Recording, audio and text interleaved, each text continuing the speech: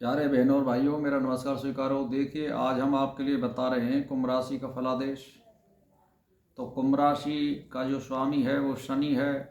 इसका नग नीलम है, सोने की अंगूठी में पहना जाता है, अंक 8 है। और नक्षेत्र इसके धनिष्ठा के 2 चरण हैं। गण राक्षस है, गा अक्षर पे गागी, गु और गी। शतविषा नक्षत्र के 4 चरण हैं, गो सा सी सु। गण राक्षस है। पूर्व भाद्रपद के 3 चरण हैं, मतलब से सो और दा। गण मनुष्य है, हंस पृथ्वी है। तो देखिए, इस राशि पर शनि 7.5 चल रही है और ये मीन राशि में 30 मार्च को आ जाएगा। तो अंतिम अवस्था में ये 2-2.5 साल 7.5 रहेगी और 18 मई से राहु धन स्थान से स्वयं कुंभ राशि में आ जाएगा। तो अब तक कुटुंब और परिवार और धन संबंधी दिक्कत दे रहा था, लेकिन यहाँ पर ये आपके मन स्वभाव में बदलाव करेगा। क्रोधीपन आना, या मान के चलिए कि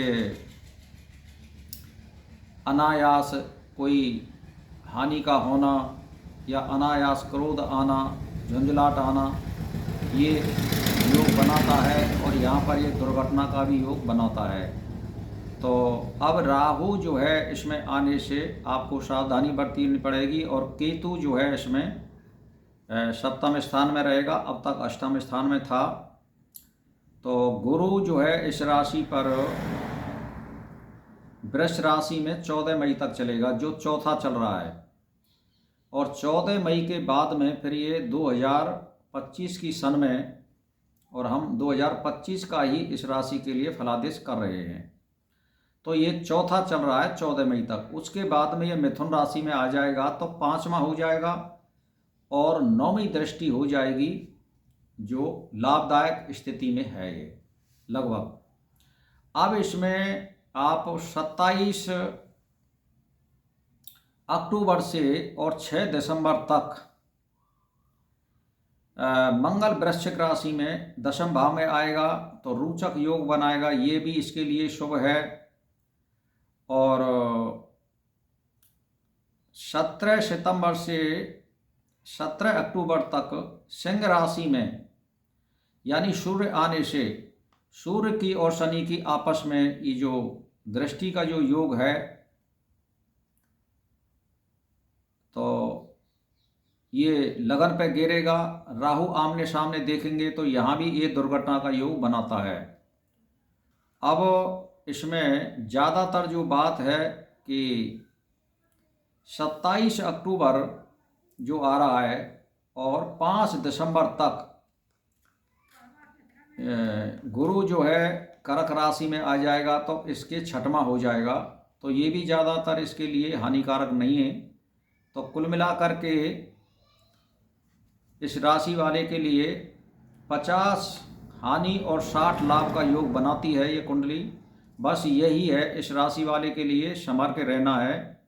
इस पर भूत बाधा का होना या दुर्घटना का योग बनना या चोट चपेट लगना, ये इस राशि वाले के लिए इस साल में हो सकता है। और बाकी के जो ग्रह हैं वो ऐसी कोई खास बात नहीं है, सब ठीक हैं।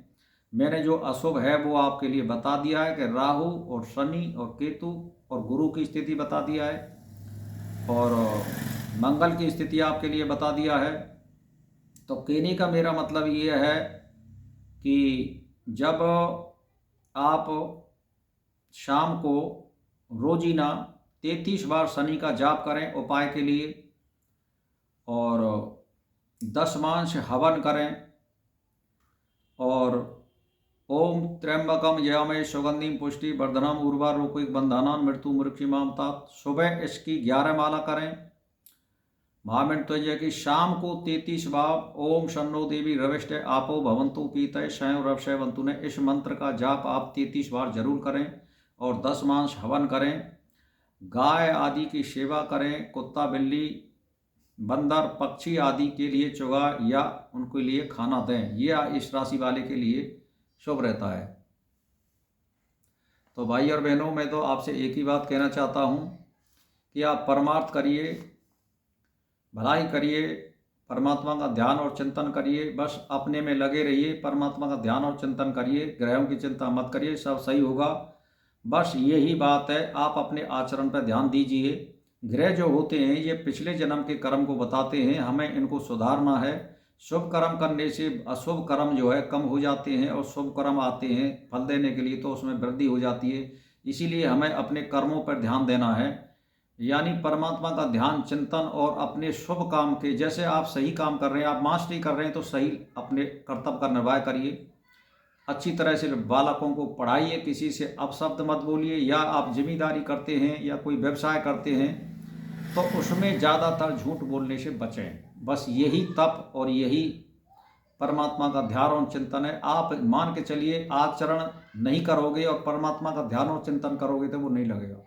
तो आपके आचरण से है मतलब, शुद्ध आचरण करिए, सही आचरण करिए। परमात्मा धन देगा, जिसको देगा, जिसको नहीं देगा उसको नहीं देगा, ये उसकी मर्जी की बात है। हम केवल कर्म कर सकते हैं, फल की इच्छा नहीं कर सकते।